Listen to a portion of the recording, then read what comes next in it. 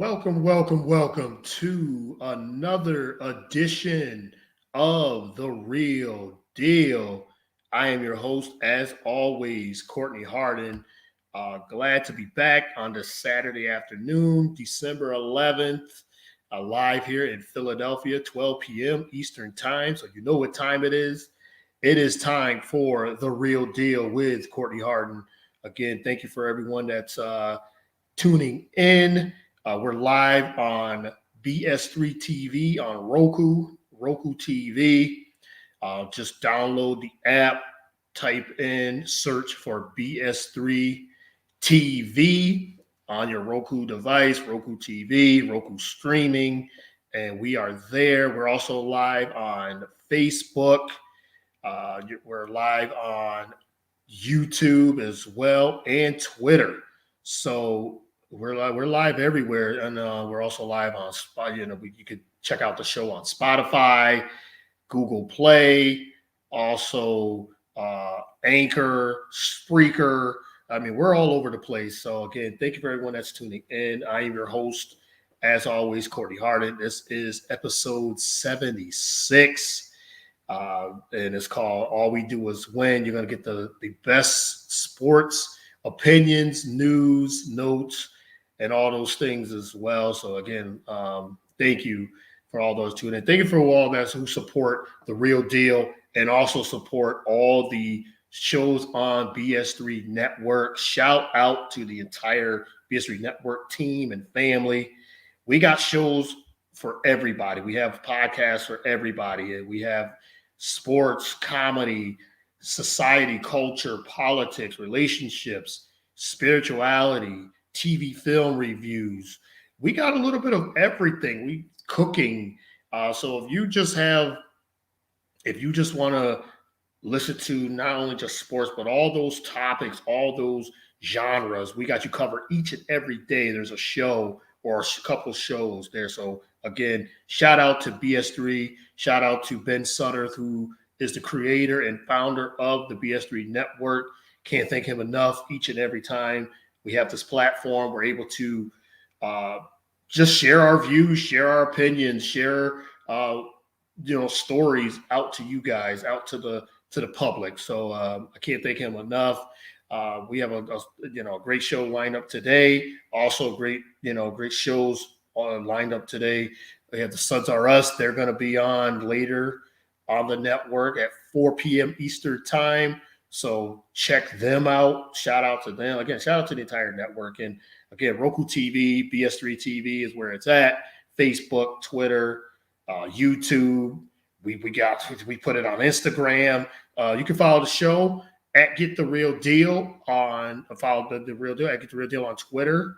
You can also follow it on Facebook, facebook.com/Get the Real Deal.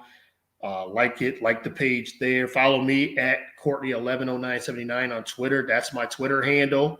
So follow me there. If you want to be a guest on the show, I always have a slew of guests. I have guests from sports to sports media to news media to authors. If you're a guest and you want to share your story, hit me up on any social media platform. Like I said, you can follow the show. You can like it. You can just Google The Real Deal with Courtney Harden and everything. All the shows will pop up and everything else. I got a great shows coming up in the next couple of weeks before the holidays, and I hope everyone's enjoying this holiday season as well. So, and also if you want to jump into the comments, please feel free. They're open. They're open on Facebook. They're open on Twitter. If you want to just shout out, you want to talk about your favorite team, favorite topics that's going on, please do that. Spreaker as well. You could just get into the comments and leave a comment as well. So let's get this show started. I'm solo today, no guest today. So I figure I'll fly solo for the next half hour with you. So let's get rolling. A lot of sports topics and news and that's been going on. So another big sports weekend again before the holidays. We got the bowl games coming up. They just announced last Sunday announced the four teams that are representing the playoffs in college football. Got the Heisman Trophy ceremony tonight as well. The 4 teams in the college football playoffs, championship playoffs is Alabama's 1, Michigan's 2, Georgia's 3, and Cincinnati is 4. So those are your top 4 teams. I think those are the top 4 deserving teams and how it all shaped out. You can have arguments of where they need to be. I guess you could have an argument. There's an argument for strong argument for Michigan being number 1 over Alabama, but then Alabama beat the number 1 team. That was the number 1 team most of the season in Georgia, who was dominating, especially on defense. Defensively, they had a historic defensive run this season. Alabama went in there and destroyed them in the SEC championship game last Saturday. So they went in there and just dominated them. So Alabama, Nick Saban got his guys rolling once again at the right time. We didn't even know if Alabama was going to win that game against Georgia, but you never bet against Nick Saban. So I'll start there. Never bet against Nick Saban. And he's got his guys rolling. They're the number 1 team going into the playoffs, the Final Four as well. So Crimson Tide is back at it again. Michigan had a great year. They finally got over the hump. Harbaugh finally got his team over the hump. They won the Big Ten championship, beat Ohio State towards the end of the year. So shout out to them as well for getting there. So they're number 2. Number 3, Georgia. They dropped from 1 to 3, losing to Alabama. So they're in the mix still. They're a dangerous team. And then Cincinnati, undefeated, 12-0. I know a lot of people are saying, well, they had the schedule and whatever. They won every game they were supposed to. They won their championship and won the division, won the conference, and now they're representing. So will they beat Alabama? Probably not. I know they're an underdog going into this game against the number 1 team, Nick Saban, and it could be a blowout. I mean, we just don't know with the college football playoffs how things are going to happen, but they're deserving and they should be there. I know there's been arguments for Notre Dame, but Cincinnati was undefeated, and that means something. I don't care what schedule you play. If you're undefeated and you win every single game, you deserve to be in the top 4. It's just plain and simple. I don't care where you rank them. They're definitely deserving in the top 4. They had an unbelievable year, great season. So they're representing at number 4. So yes. So to recap, your 4 teams for the college playoffs, top 4 teams going into the bowl season is Alabama 1, Michigan 2, Georgia 3, and Cincinnati 4. So get ready for college football. The bowl games start next week. We got Army-Navy today. That's always a significant and big game. So we have that to look out for today as well. So and those games used to be here in Philly. Now it's at MetLife Stadium this season. And I remember, actually when I was living in South Philly over the last 8 years, just seeing the buzz for Army versus Navy when it was here over the last couple of years. And I just loved it. Like I would go down to Center City and in South Philly, Center City, and see the families and to see the players and all the people that are, that served in the Army and Navy. And you just see them in the hotel, they're coming out and they're just walking around the city and the fans. It was a tremendous atmosphere. And those games are always big. Those games are always, they're always significant and they matter and everything too. And even when the games are not competitive, it's Army versus Navy. It's the armed forces, their teams, and what they represent for the country. So that's big. So I'll be definitely checking that out as well. Army versus Navy. That's another big thing going on today. So like I said, there's a lot going on. So I want to transition to the NFL. Let's talk about more football in the NFL. Got some big games. I want to highlight a couple of these games upcoming to tomorrow and Monday. A lot of games here, and it's getting ready. It's down to the wire. We're at week 14.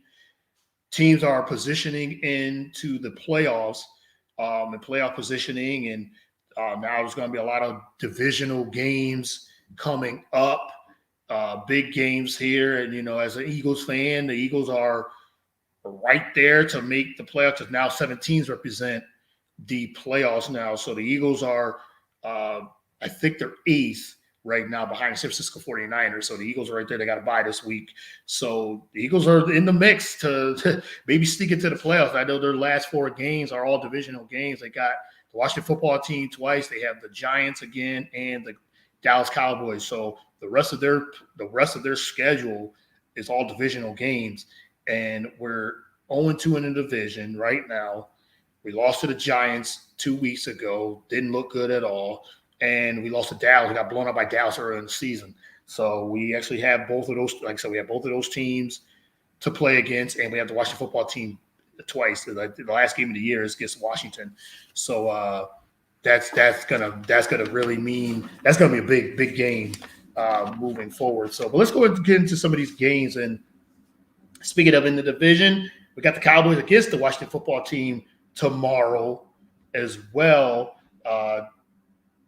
The Dallas is starting to get healthy again. They're getting their receivers back. Amari Cooper, he was dealing with COVID, so he should be back tomorrow. CeeDee Lamb is having an unbelievable year. Dak Prescott, he's had great success against Washington's secondary over his career. So this is a big game. The 8-4 Cowboys going into Washington to play the Washington football team, and the Washington football team now they're relying on that running game. So that's one of the keys with Antonio Gibson. If you have fantasy football, Antonio Gibson is one of those plays. He's been getting the targets. He's been getting the carries. J.D. McKissick he's injured, so he's questionable playing. But I think Gibson should get the workload, and the Cowboys are going to have some struggles against. I think the Washington football team in their running game, and I think they've been relying on it heavy. And then they're on a 4-game winning streak as well. So that's what they're going to do. And I think Heineke. To me, I think if the Cowboys come in there in Washington and take care of business, get a lead early, then they can rely on their running game with Zeke. But I think one of the key matchups is the Washington or the Cowboys receivers going against the Washington secondary. I think that's a big, huge matchup as well because Cowboys got a great receiving core with Cooper, CeeDee Lamb, Cedric Wilson, and Michael Gallup. So I think that's one of the keys into that. And Washington has been better defensively, as I said, with their 4-game winning streak, running the football. Heineken's limiting some of his mistakes, but I think he's going to have to have the passing because that the Cowboys are going to try to key in on Gibson. So, but that's a big matchup, big NFC East divisional matchup as well. I think another game that I got my eyes on is the Raiders at the Chiefs. This is an AFC West divisional matchup, and the Chiefs has one of the best records in the AFC. They're 8-4, and they're not looking good offensively, but they've played much better defensively. Their defense has actually been much better before from early in the year, and they're dominating the line of scrimmage. Like their defensive line, they're forcing turnovers, and they're actually holding. That's where they're playing well, and I still have this feeling. I have this feeling. I know, people are down on their offense, the Chiefs' offense, and Patrick Mahomes is not playing like we know he's capable of. I think they have that switch where they can just turn it on with their defense, and we're going to see. We've only seen it over the last 6 weeks.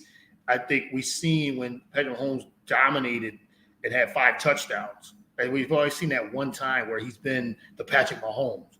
So to me, I think they just got too many weapons. You got Kelsey, you got Tyreek Hill, you have the running game and CH when they decide to run the football.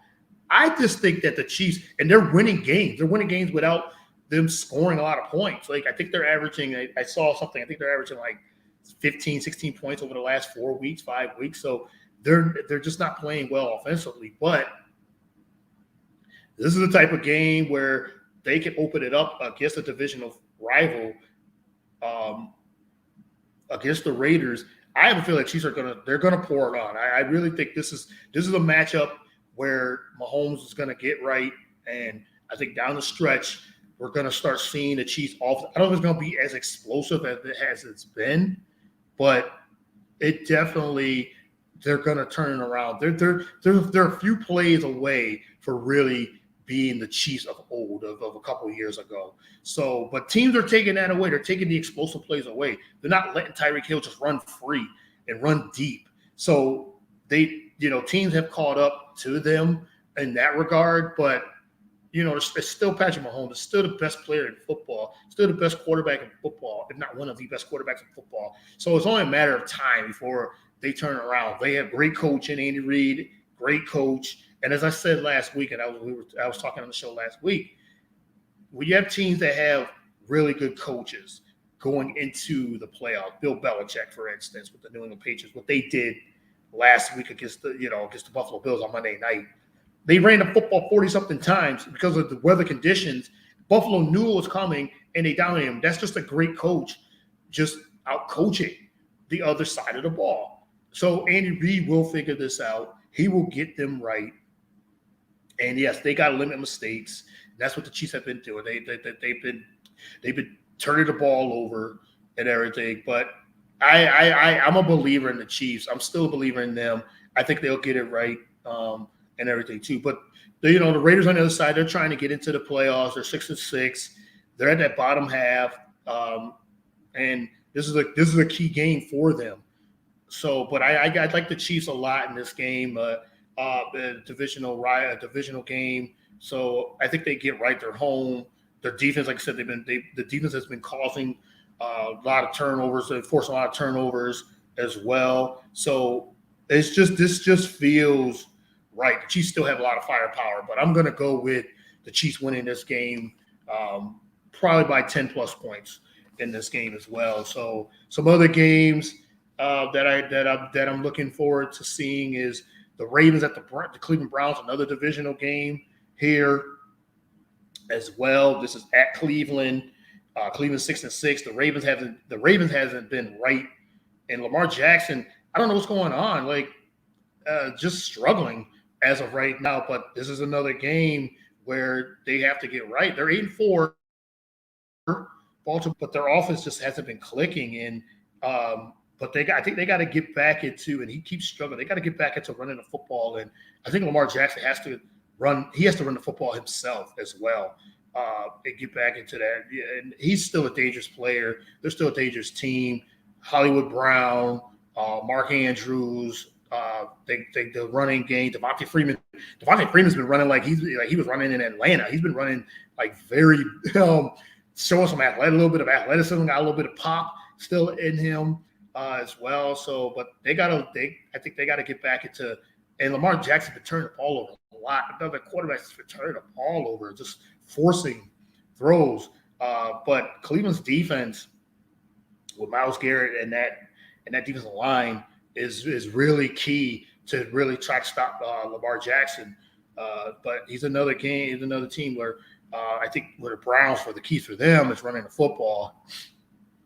And if they run the football effectively with Kareem Hunt, Nick Chubb. I think Chubb's questionable, but with Kareem Hunt, Nick Chubb, I think they might have some success, and that'll open up the play action pass with Baker Mayfield as well. So, but I think there's some urgency for Baltimore to get it right. Now, we just had Pittsburgh Steelers did lose. They lost. Pittsburgh beat Baltimore last week, but I feel like Baltimore has to now start playing with some urgency. I think they got to get back into just running the football and setting up their play action as well. And that will limit the mistakes of Lamar Jackson. Lamar Jackson's got to get free. He just got to break free.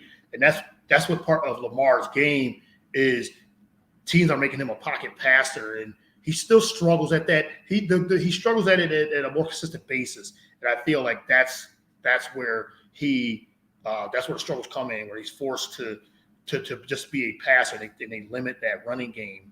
So I could see Lamar back and just taking it amongst himself and taking the game over himself with the running and with Devontae Freeman, and maybe they'll get rolling. But I think that's gonna be a low scoring game. Those type of games, the AFC North games, Pittsburgh and Baltimore, and like one of those ugly 16-13, 16-10 type of games. But I got Baltimore beating Cleveland 16-10, 16-13, something like that. I think Lamar, he breaks out a little bit and with the running, with the run game. So I got Baltimore winning that game. Some other games on the slate that I got my eyes on. I think one of the biggest games is the Buffalo Bills at Tampa Bay. Bills 75 coming off the loss against the New England Patriots, and New England just ran right through their defense and running 45 times in the condition. And then the New England Patriots passed 3 times in the game. 3 times.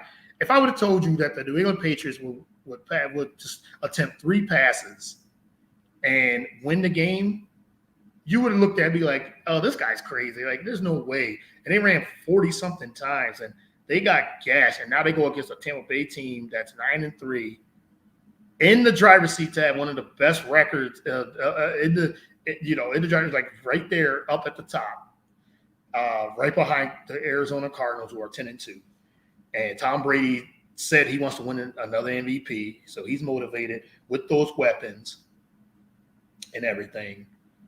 I can definitely see them running the football with Uncle Leonard Fournette. And the way Leonard Fournette's been playing, I'm just looking at his numbers right now. He's getting targeted in the passing game. He's got 58 receptions, 2 touchdowns, and also the running of 665 yards, 7 touchdowns. So he's been featured in this offense along with Godwin, along with Evans, along with Gronk. So Brady still has all those weapons, and I think they're going to run the football because we just seen New England do it. We saw Jonathan Taylor a couple weeks ago ran wild over Buffalo. So I think the blueprint's going to be for the Bucs is just to run the football. I think they're going to be able to move the football up and down. Just Tom Brady's again. If you play DraftKings, you play FanDuel, you play fantasy football. Tom Brady is one of those guys that you definitely don't want in the lineup. I want to go in your lineup against this Buffalo Bills team. Now it can go back and forth. So Buffalo still has all the offensive weapons too, Josh Allen and Diggs and Beasley, but they're going to have to keep up, and they do have the weapons. So I think this game comes down to what defense is going to be able to stop the other offense. I think that's where it comes down to. But I love Tampa Bay in this game. They're home. Like I said, they're going to lean on Leonard Fournette, Uncle Lenny. They're going to lean on him more often, I believe. But Tom Brady could go out there. It just depends on the gameplay. Tom Brady could go out there and throw 4 or 5 touchdowns as well, and a couple of them can go to Fournette. And it just seems like Brady is keying on just a few guys. Like he has Mike Evans, but it seems like he's keying on Gronk, who's probably the most short-handed tight end we've seen ever. One of. So he's been leaning on Gronk, his old teammate, the guy that's his guy. He's been leading on Leonard Fournette in the running game, but he's looking at him in the passing game as well. And Godwin's been getting open. Evans, they got so much weapons, man. And Tampa Bay is going to be tough. And defensively, they're still stopping the run. Buffalo doesn't run the football effectively at all, so they're going to have to throw. And Josh Allen's going to have to throw the football a lot. And but Tampa Bay they're hard to run on, but you could pass on them. So Buffalo could have. I think they will have some success against Tampa Bay by throwing because they're banged up secondary. So I think Josh Allen will exploit that in their secondary as well. And they're going to put on the defense, so they're going to put constant pressure on Tom Brady. But it goes to show like Brady's willing to hand the keys to Leonard Fournette, and he could run wild on Buffalo. So I got Tampa Bay winning this. I think it's going to be a shootout. Tampa Bay winning like 35-27. So yeah, I got the Bucs winning that game. Another game with playoff implications for both of these teams is the San Francisco 49ers at Cincinnati. Cincinnati coming off a loss against the LA Chargers, and the 49ers losing to Seattle last week, and both in heartbreaking fashions. And, Cincinnati getting blown out in the first half and then was storming back, and then mixing fumbles, and that was a turning point just like that. San Francisco went right down the field, and Jimmy Garoppolo just couldn't get the job done at the end of the game. So, but you got 6-6 49ers against the Cincinnati Bengals at 7-5. We don't know if Deebo Samuel's coming back. So that's one of the key weapons for the 49ers. He's missed a game due to an injury. So Jimmy G's going to have to continue to get the ball to Kittle. They're going to have to try to run the football, but their running backs are banged up. So you're going to have to rely on Hasty or Jeff Wilson as well. And that's what Shanahan wants to do. He wants to run the football. He wants to set that play action up. He doesn't want to leave the ball in Jimmy G's hands to make plays and to do any of those things. So I think they're going to have to rely on their defense and their running game and get the time possession, because you got the Bengals on the other side who can be explosive offensively. And the key to them is they can run the football with Mixon or pass effectively with Joe Burrow and be able to neutralize that defensive front of the 49ers, who are still dangerous with their front four. So there's a lot of keys to this game as well. So this is gonna be a close game. I do like Cincinnati at home because they're so well balanced. If Mixon is running the football effectively, they're even more balanced, because you still got those T. Higgins and Jamar Chase with Burrow passing the ball very effectively at a high efficient rate. And so they're so well balanced and high powered offense, and their offensive line and their defense is playing well too. So they could force some turnovers with Jimmy G. So that's another game. And there's only one other game that I think that's definitely one of the biggest games on Monday night, with the LA Rams going to Arizona. To me, the Arizona Cardinals are the best team in football. They were winning without Kyler Murray. Kyler Murray comes back, and they don't miss a beat. Kyler Murray comes back and then still generates 4 touchdowns, running and passing. That's crazy. And Arizona at 10-2. The craziest thing is they struggled at home. They're 3-2 at home, and they're 7-0 on the road. And they were winning without, like I said, without Kyler Murray, because they, with Colt McCoy, they went 2-1, I believe. Yeah, 2-1 with Colt McCoy. So they won 2 games with Colt McCoy, but they're another team that's getting healthy, getting their team back healthy. And now Kyler Murray is back. D-Hop is back. They're running with Connor. Edmonds is out, but they got James Conner, so that's why they picked him up. And he's got 12 touchdowns. Just looking at that, 12 touchdowns rushing, 14 total, because he's catching the ball out of the backfield too. So they got weapons, and all those receivers. Christian Kirk and Moore and D-Hop and AJ Green, Zach Ertz is over there. It's a slew of weapons for Kyler Murray, man. And man, they're dangerous. But to go against another Rams team who wants that, they lost to them early in the year, and the Rams got right last week, winning last week.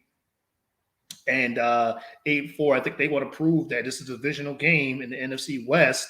The Rams want to prove like we belong. If they could beat Arizona and get to 9-4, and Arizona drops to 10-3, but if they lose to the Arizona Cardinals again, I don't think the Rams, they can't beat Arizona then. And, Rams got a lot of firepower, and you can't count them out. Matthew Stafford, he could go toe-to-toe with just about anybody. And with with Cooper Kupp, and Odell Beckham is getting more involved in the offense. He's learning that offense. And, they're still really good defensively.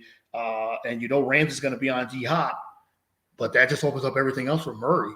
And, that defensive front for the Rams could get pressure on him, and force him. And, Murray sometimes get a little loose with that football, fumbles and some interceptions and turnovers, but he gets out of that pocket and he gets rid of that ball quickly too. And he's got a strong arm.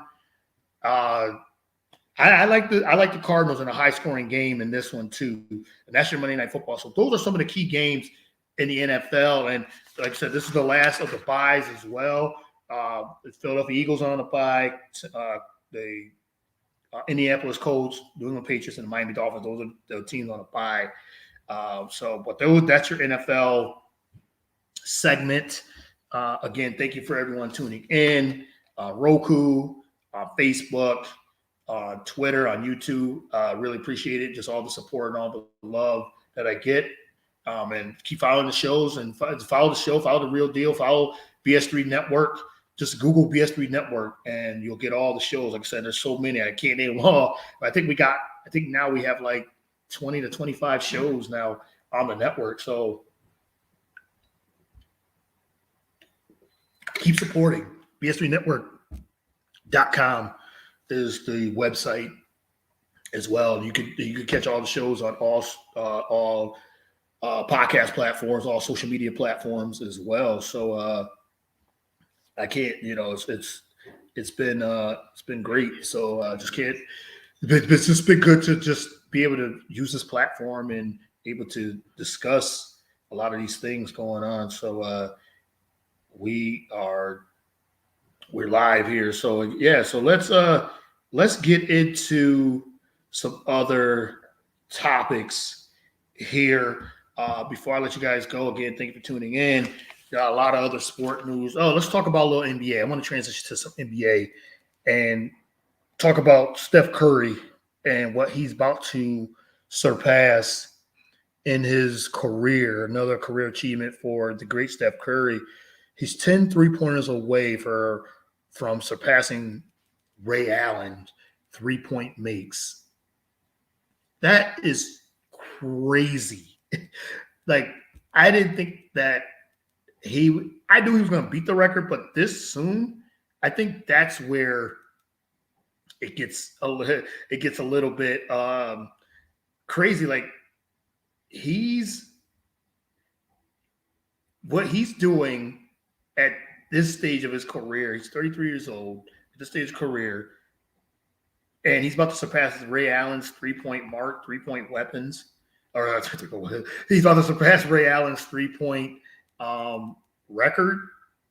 Is crazy to me. Like, and he's getting ready to do it. And some people think he might do it tonight against Philly. They're here in Philly, and he's getting ready to. He's 10 threes away. He's done. He's made 10 or more threes in his career 22 times. The next person that's done that is Klay Thompson. He's done it 5 times. So Steph Curry's done it 22 times. Let's just put some of that in perspective. He's quadrupled what the next person has done. I think Dame Lillard's done it 3 times, hit 10 or more threes, and some others have done it 3 or more times. That is crazy. And right, and that's shout out to Mike Patton, man. Thank you for tuning in as well. Comment he said, and he was injured to start the early part of his career. Wow, yeah, Curry was dealing with a lot of ankle issues, and now he's 730. I think he's done it in 730 games, and it took Ray Allen like double that to get to that career mark of that. So he's done it in less time. And then yes, Curry does attempt a lot of 3-pointers and everything, but it's wild. It's wild what his career has done and the influence he's had on the game. He's one of the most influential players or athletes, especially in the NBA. And that's just to say of the impact he's had with the 3-point shooting and it's not just the 3-point shooting. It's like where he shoots it from. Like, this guy comes up and shoots from the logo. He shoots from half court, and it's makeable shots. That's what's wild about his career and what he's done. He's definitely influenced the game, kind of like Michael Jordan's influenced the game, and Shaq has influenced the game, Magic and Bird. Curry's right up there with those guys for a career. Kobe, Allen Iverson. So he's right in that mix. And I'm talking about influence the game, like how he impacted the game through his career. Kids love Steph Curry. They idolize him. They come in and they're shooting threes from the hash, from the logo from half court, and that's all from Steph Curry and how he's changed the game. And you have to guard him 90 feet. You can't just allow him to dribble. That's why they key in on him. They play a box and one defense on him because they want to limit that range. But his range is so beyond, it's crazy. So he could surpass it tonight. I know that against Portland a couple of nights ago, everybody was saying that he could he hit 16 threes in a game, and his career high is 13 in a game, or 14, 13 and 14, because Klay Thompson has the record of 50. Oh, yeah, Klay Thompson had 15. Yeah, so Curry's done 14 in one game. Klay Thompson's done it. He did it once with 15. He has the record. So Curry hit 6. He might hit 5 or 6 against his brother tonight. So that's possible. But he definitely is going to break it. He might not break it tonight, but he's gonna. It's coming. Like they go against the Knicks. He could do it at Madison Square Garden. So it's definitely possible that Steph could. He's gonna break the record. It's coming soon. But shout out to Steph Curry and the achievements, and he continues to. And then the Golden State Warriors are winning. They're 21-4. They have the best record in the league, tied with Phoenix. And Clay should be coming back in the next couple of weeks. He's been practicing it, full practice. The Warriors are winning. They're dangerous. If they get him and Wiseman back, we've been talking about it over the last few weeks on the show. So watch out. Watch out for the Golden State Warriors as well. Before I get into the last 2 topics that I want to discuss, I wanted to rest in peace to Denver Broncos receiver Demaryius Thomas, who passed away, died in his home at 33 years old. And it very sad news for the football community, NFL community. The family of Demaryius Thomas believe he was a retired receiver of the Broncos, died from a seizure. He was alone in his home. He was found dead Thursday at the age of 33, 6 months after he announced his retirement. So in Georgia. So preliminary information is that his death stems from a medical issue that he's had over the last few years. So there was no foul play. He was getting ready to turn 34 on Christmas Day. So in the last 2 weeks. So very sad news, and for the just not the football community, but just people that knew him, and I knew it. There was a lot of outpouring support from people on Twitter, from the football community, from the NFL community. Is very sad news, and so I want to send definitely prayers and condolences to his family, his friends, his teammates, former teammates, everyone in the NFL community, and just his fans in general, just fans of him as well. But we definitely he was so young, 33. It's sad. So again, prayers and condolences to him and to his family, and I wish them condolences, and for just it's just a difficult time. So again, prayers to them. They lost a loved one as well. So but yeah, we wanted to definitely wanted to say prayers to them, and rest in peace to Demaryius Thomas as well. But let's get into these last 2 topics. I wanted to talk a little bit about UFC. So I'm gonna get into the fights. And UFC 269. This is the last fight card of the year for the mixed martial arts in the UFC. So we have a couple of big title fights. This is Dana White. This is UFC. They're going to end up going out with a bang, going out with a couple title fights, big names on the card as well. Everyone that knows me knows that I am a big UFC fan. I have had a lot of different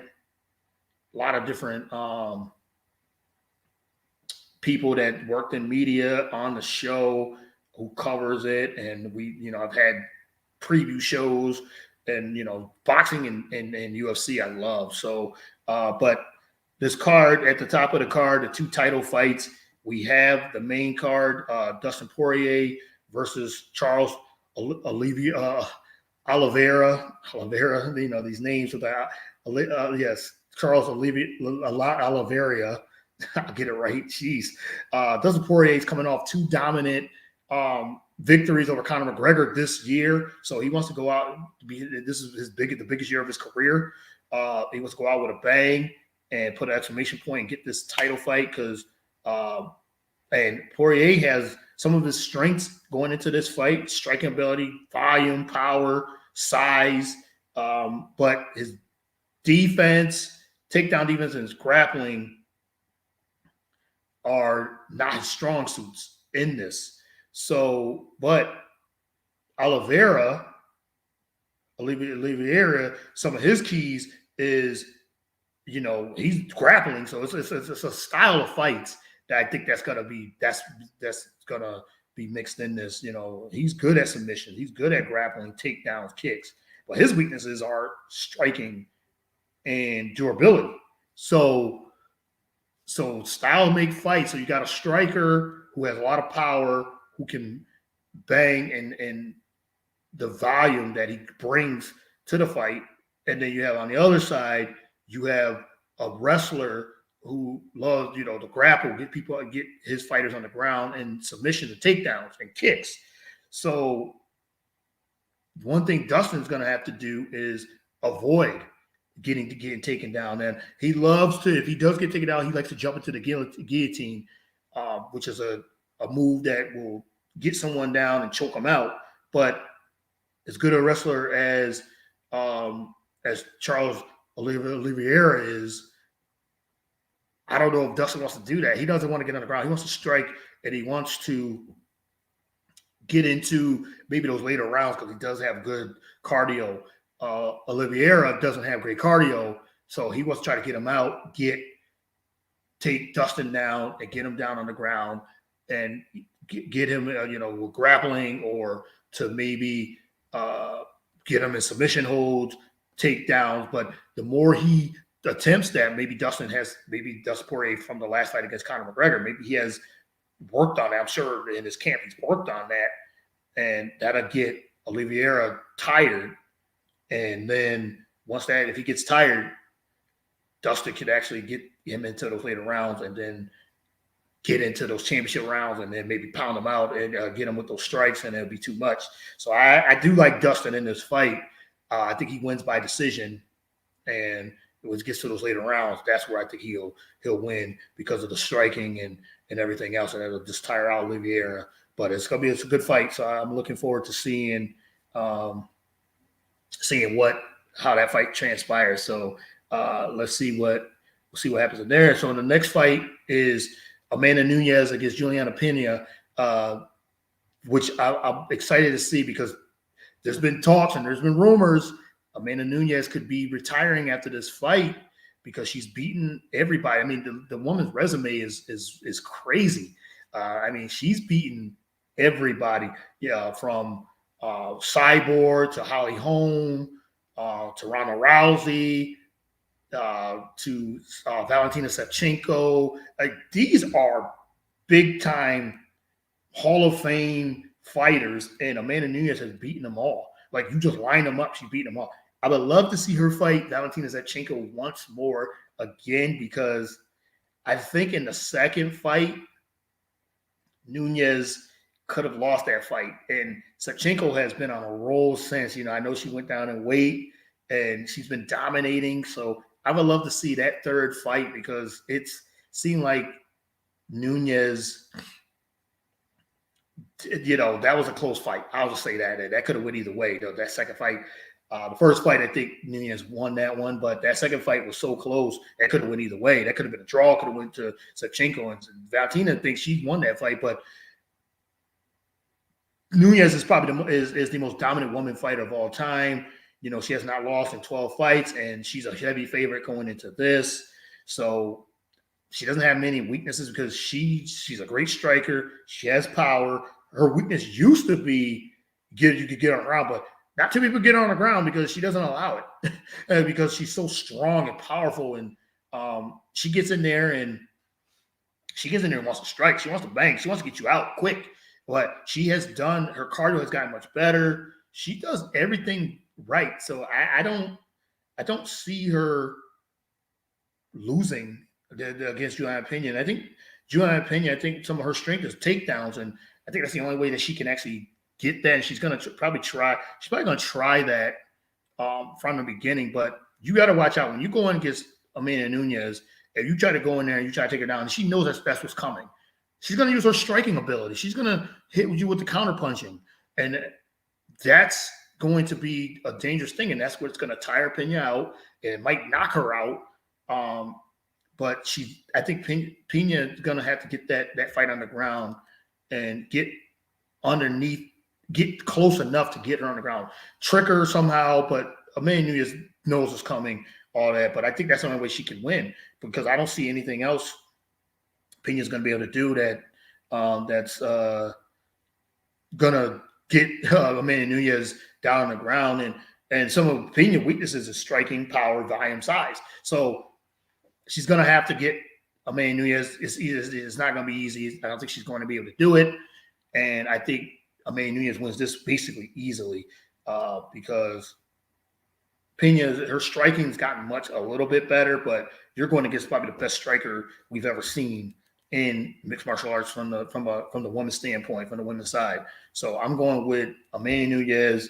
Now, will she retire? I don't know. I think she needs to fight. I think she should fight Valentina Shevchenko one more time to cement that. I mean, her legacy is already cemented, but that really would be like, okay, she's the GOAT right now, but to fight Shevchenko once more, I think that's what fans would love to see. But Amanda is a heavy favorite going into this fight. So UFC 269 tonight. Let's check it out. Those are the two big title fights. So let's just see what transpires in the UFC 269. So my last topic before I let you guys go. Thank you guys again that popped in and everything too. My last fight. Last thing I want to talk about is fighting. is the Boxing Hall of Fame was the 2022 International Boxing Hall of Fame class inductees was named a couple of days ago, and look at these big names that was named that's being inducted in the Hall of Fame, and well deserved. Roy Jones Jr., Miguel Cotto, James Toney, and Holly Holm. I love this class. I'm excited for this class as well. Let me break this down, and I'm gonna break each one of these guys, one of these individuals down. Roy Jones Jr., one of my favorite boxers of all time. The ones that know, I've always liked the Roy Jones, Manny Pacquiao, Roy Jones, and Evander Holyfield were three of my favorite fighters of all time and growing up as well. I've always loved Roy Jones Jr. Let's break down some of his credentials. Roy Jones, the guy was super athletic. He would go in there and dance around, and just the reflexes that he would do and things like that. He's won world titles in 4 weight divisions, from middleweight to heavyweight. And think of it, he went from middleweight all the way to heavyweight. He became a professional fighter in 1989. He retired in 2018 with a 66-9 record, 47 knockout. Some of his big wins against Jorge Castro, Vinny Paz, Mercedes Sosa, those are some of his significant wins. Roy Jones, he transitioned into broadcasting, was excellent at that as well. So Roy Jones definitely deserving. James Toney, it's so funny. James Toney, when we talk about James Toney, he had great defense too. Everybody talks about Floyd Mayweather and his defense of skills. James Toney had a lot of good defensive skills as well. He could avoid punches and do a lot of those things. And that's what he did. And he was an old school fighter. He combined his punching power. He was good at the inside work. Again, defensively, he was really good. He finished with a 77-10-3 record with 47 knockouts. And he had the shoulder roll too. So yeah, Floyd Mayweather one of the GOATs, one of the best ever too. James Toney was one of those guys that did the shoulder roll just like Roy, or just like uh, Floyd Mayweather. He did the shoulder roll. He was good at defensive fighting and all that too. So James Toney, definitely. Holly Holm. Everybody thinks he, as a UFC fighter. No, Holly Holm started as a boxer, earned 14 world titles in 3 weight divisions throughout her 11-year career just in boxing. She became a great mixed martial arts fighter too, but in the UFC. But she started boxing. She used combinations. She's known as her knockout kick against that knockout kick against Ronda Rousey, but she was 14-1-1 and held, like I said, 14 world titles in 3 weight divisions. So her boxing career, she finished at 33-3-2, record with 9 knockouts before she went to MMA full time. So Holly Holmes deserving of Boxing Hall of Fame. Let's not forget that. And last and not least, Miguel Cotto. He was on the Olympic team, had an amateur record of 125-23. He turned professional when he captured world championships in 4 weight divisions. He became a Puerto Rican megastar, superstar, had hand speed power, was aggressive in the ring as well. He was 41-6. Fought everybody. Resume speaks for itself. So Miguel Cotto, another one of my favorite fighters. But this Hall of Fame class is huge. So big props to Miguel Cotto, Roy Jones Jr., James Toney, Holly Holm for making the International Boxing Hall of Fame 2022 inducting of Hall of Fame as well. A lot of big names there. So shout out to them as well. All right. Well, that's a wrap for the show. I want to thank everyone that tuned in. Thank everyone that tuned in on Roku, on Roku TV, BS3 TV, also on Twitter, Facebook Live, YouTube as well. So thank you once again. Continue to follow the show, continue to support, continue to like, share, all those things, all the ones that are doing all that. I can't thank you guys enough. I really appreciate it. I really feel, blessed to have this show, to do this show each and every week. Be on the lookout for more shows. I do shows not just on Saturday. I do shows throughout the week on Zoom and Instagram Live. So with great guests. So continue to support. Look out for that. Follow me on Twitter at Get the Real Deal. The show. Follow me at Courtney 110979 on Twitter. Continue to follow the shows on Facebook and Instagram as well. All my video content. You can get the audio content on Spreaker, Spotify, Google Play, Google Play, Apple as well, Spreaker. So bs3network.com is the network. So thank you everyone that tuned in. Really appreciate it. Until next time, see you guys next week. Stay safe. Continue to enjoy the holidays, upcoming holidays. Peace. God bless.